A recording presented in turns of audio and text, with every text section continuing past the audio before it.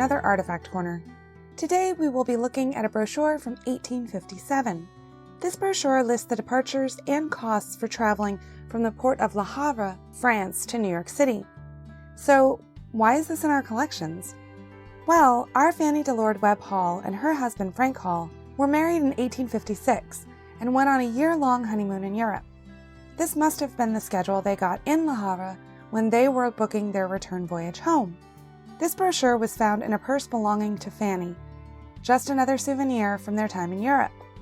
The brochure is mostly in French, but there is some English sprinkled in the text to make it mostly legible for the British and American tourists. Let's learn a bit more about transatlantic travel in the 19th century. At the dawning of the 19th century, crossing the Atlantic Ocean was quite an ordeal. Steamships had not yet been invented, so your only option was sailing, which meant you were at the mercy of the winds. If you were lucky, you could make it across in 21 days, which was a screamingly fast journey. If you were unlucky, the trip could take over a month. This would mainly be due to lack of sufficient wind. All of this changed in 1819, when the steamboat Savannah crossed the Atlantic. Originally fit out in New York as a sailing vessel, the engineer on board also included a steam engine and a side paddle wheel. On May 24th, she left the U.S. bound for Liverpool. Her owners had so little faith that the vessel would arrive intact that they had no passengers on board and zero cargo. It took her 29.5 days to reach her destination, and the crew only used the engine for about 80 hours of the trip, due to how little coal they could carry on the Savannah. Still, this was a big deal in the history of crossing the Atlantic. Almost 20 years would pass before another steam vessel crossed the Atlantic Ocean. In 1838, rival British and American companies deployed their top-of-the-line steam vessels. The American ship Sirius and the British vessel Great Western cruised across the Atlantic. The Sirius made it in 18 days, and the Great Western made it in just 15, a huge leap forward for people who were traveling across the ocean.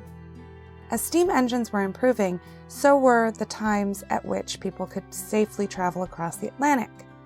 By 1855, it would take around 10 days. By 1880, you could make the trip in 7 to 8 days. And by the 1920s, you could make it across the ocean in just 4 days. So in 100 years' time, a journey that would have taken you over a month was now down to just 4 days. An incredible feat of ingenuity. Fannie and Frank's journey likely took them around 8 to 10 days to cross. Fannie's mother and father went to Europe in 1832 for their honeymoon.